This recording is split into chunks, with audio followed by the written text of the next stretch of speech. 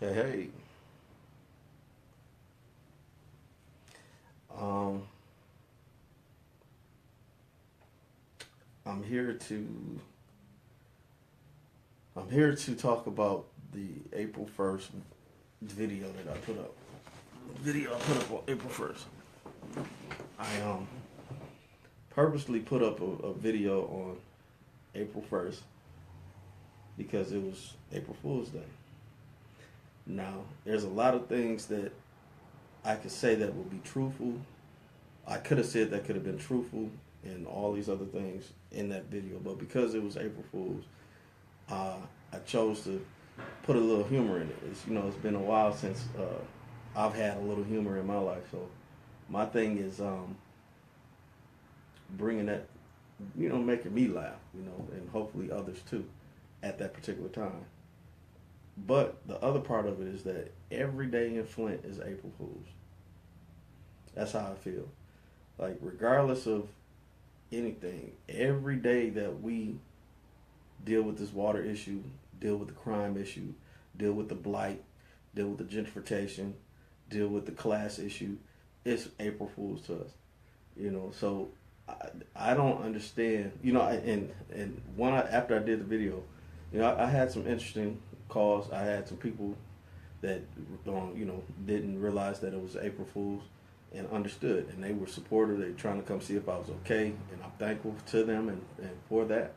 But there were others that had they were a little offended by it, and I don't understand how anybody can be offended, especially when this is a federal recognized day that people can legitimately lie and get away with it. So I just chose to do it on that day because it was federally recognized as doing that. When we get this every day, we get lied to every single day in some form or fashion. Either we're out of the circle when it comes to innovation for our own city, either we're not we're two steps behind when it comes to understanding how these laws, rules, and regulations are going to be put to use in our communities. We are misinformed and misrepresented. We elect people that we trust and we believe in, and then they misuse that trust and they misuse our belief.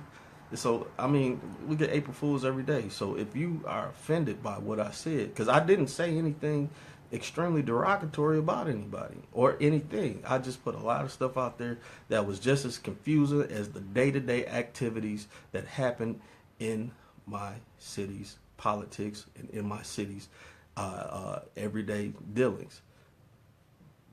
It's a travesty, because for things to happen, and then I'm looked at like I'm Alan Greenspan just because I speak. That's something else. There's gotta be a point of it has to be a point of understanding that these issues that we're dealing with the whole city it's like a boiling pot that's under pressure, like a pressure cooker. So how much more can you put on a environment or a society or people and tell them to just deal with it and that it's going to be okay?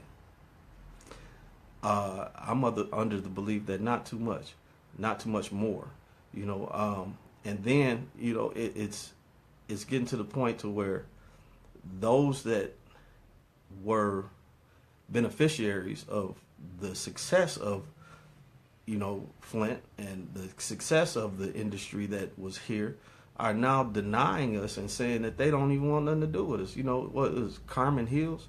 Okay, so now that creates an environment to where this is how I see it. Carmen Hills is going to do this once they draw the lines and they change the name to whatever they choose it to be. Once they get the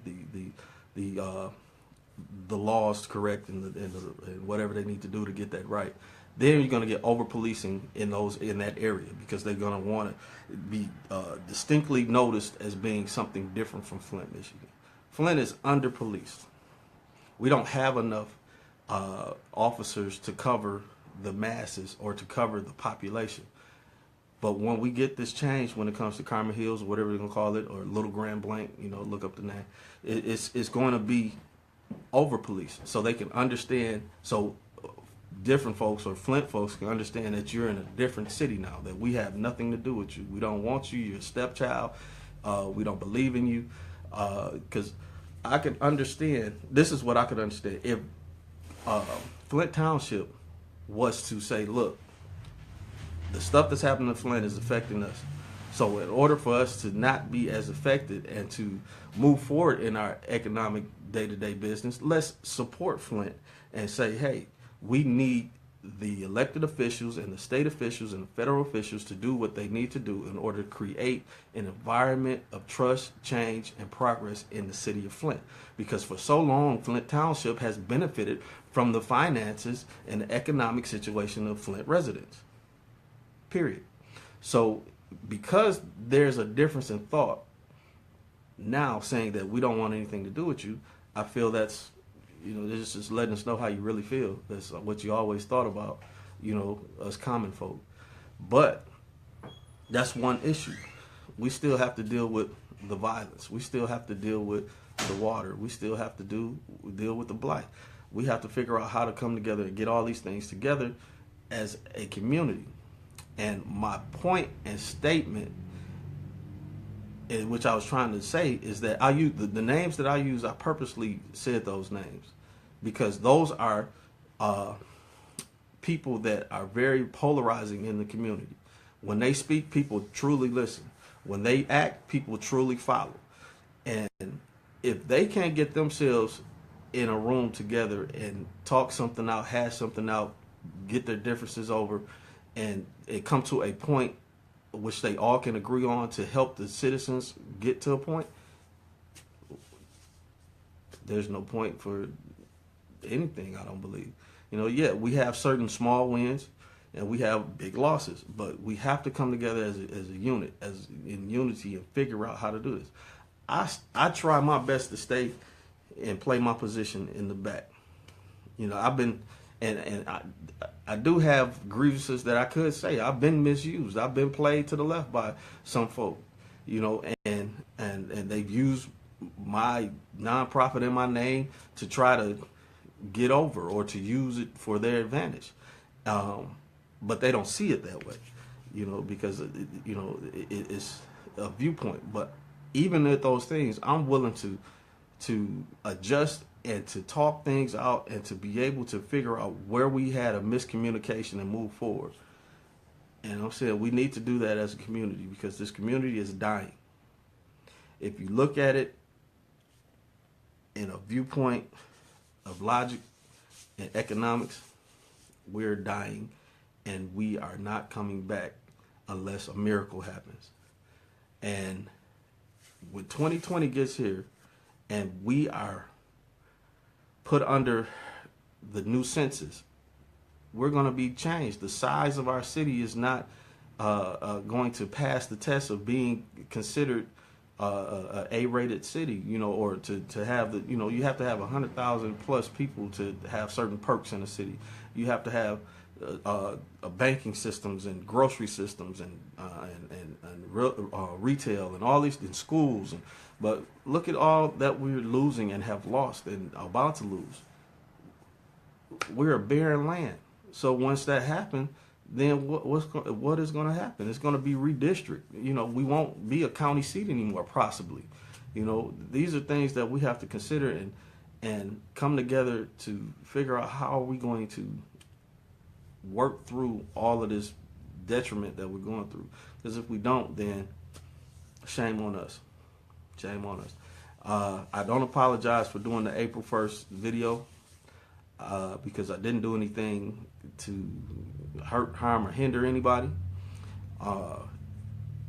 If you were offended, my number and my address is readily known, and I'm always open to have a conversation to build and to move forward. But I'm a resident of Flint, born and raised here, drank the water, Hurley baby. And I have no plans on going anywhere, when it comes to residency. And with that, I'm saying I'm here to build. I'm here to help. If I feel that my leaders aren't doing their part,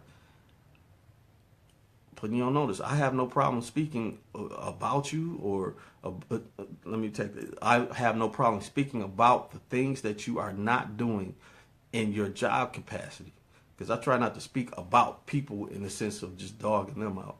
But if you're not doing the job that you, especially elected leaders, you asked, you shook hands, kissed babies, and begged for the job.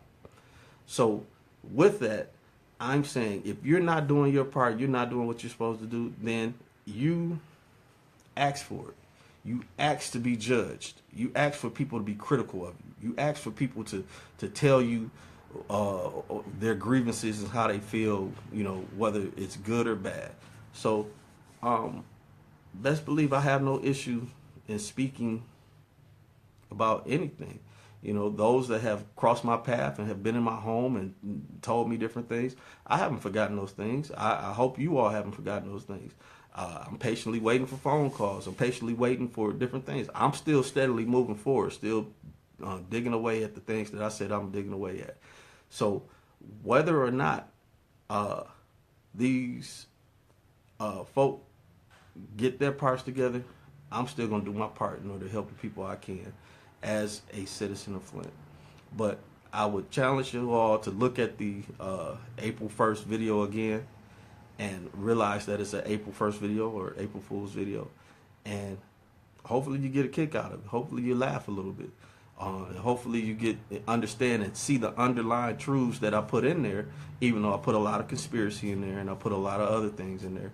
But a lot of the things I put about Flint had lines of truth in them.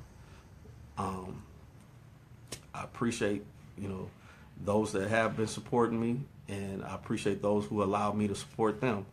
And I'm looking forward to whatever our future is as a city, as a united front, and as people with one mind. And that's a better life for all of the residents here in the city of Flint. Thank you so much.